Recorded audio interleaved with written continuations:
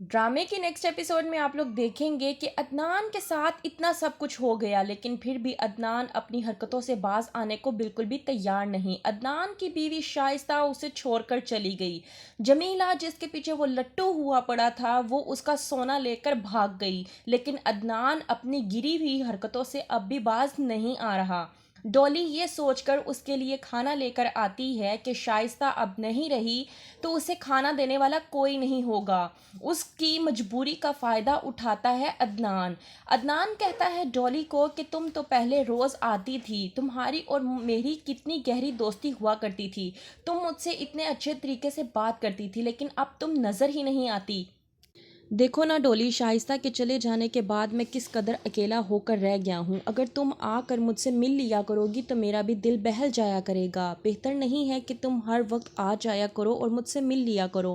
ویسے بھی میں یہاں پر اکیلا ہی ہوتا ہوں تو کوئی بھی ڈسٹربنس نہیں ہوگی۔ ڈولی جب عدنان کی یہ تمام تر باتیں سنتی ہے تو اسے بالکل بھی اچھا نہیں لگتا۔ اسے وہ سب یاد آ جاتا ہے جو زارا اور سعد نے عدنان کے خلاف باتیں کہی تھیں۔ اس کے دل میں یہ بات آ جاتی ہے کہ زارا نے بالکل ٹھیک کہا تھا کہ عدنان ایک گھٹیا قسم کا انسان ہے جس پہ بھروسہ نہیں کیا جا سکتا۔ دوسری طرف ماہین جو کہ پوری طرح سے بدل چکی ہے ٹھوکر کھانے کے بعد، ٹھوکر بھی اس کو ایسی لگی کہ اس نے تمام تر اپنی حرکتیں چھوڑ دیں، یہاں تک کہ اس کا یہ کہنا ہے کہ اس نے اپنے آپ پر غرور تک کرنا چھوڑ دیا ہے۔ کہتی ہے فریدہ کہ تم ایسی تو نہیں تھی، کہتی ہے ماہین کہ نہیں اماں، اب آپ کو بھی بدل جانا چاہیے، کہیں ایسا نہ ہو کہ آپ کی ضد، آپ کی انا، آپ کا سب کچھ لے ڈوبے۔ ڈولی پریشان ہو چکی ہے، وہ یہ سمجھ نہیں پا رہی کہ وہ جاگ کر یہ بات علی کو بتائے یا اپنی ساس کو بتائے یا پھر سعد کو بتائے، اپنے بھائی کو، تاکہ وہ عدنان کو پوچھ سکیں کہ وہ آخرکار کس قسم کی حرکات کرنے پہ تلا ہوا ہے۔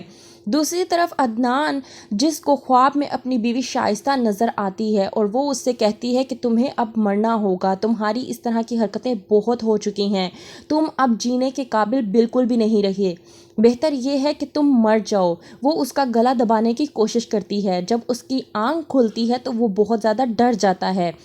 کیا ہوگا؟ کیا عدنان اسی طرح سے ڈر کر اپنا جرم قبول کر لے گا؟ دوسری طرف ماہین جس کو فہد پوری طرح سے بلیک میل کر رہا ہے، اس کے پاس ماہین کی کچھ پکچرز ایسی ہیں جن کو دکھا کر وہ اس کو بلیک میل کرنے کی پوری کوشش کر رہا ہے۔ کہتا ہے فہد ماہین کو کہ اگر تم نے مجھے 5 لاکھ روپے نہ دیے تو تمہاری جتنی بھی پکچرز میرے پاس ہیں وہ میں سب کو دکھا دوں گا اور تم بدنام ہو کر رہ جاؤ گی۔ کہتی ہے ماہین کہ میں اتنے پیسے کہاں سے لے کر آؤں؟ فہد کہتا ہے کہ یہ میرا مسئلہ نہیں ہے۔ تو کیا کرے گی ماہین؟ کس سے جا کے مدد مانگے گی؟ اور ڈولی کیا بتا پائے گی کہ عدنان نے اس کے ساتھ کیا کرنے کی کوشش کی ہے، کیا نہیں؟ جاننے کے لیے دیکھتے رہیے ڈرامہ سیریل تم بن کیسے جئیں۔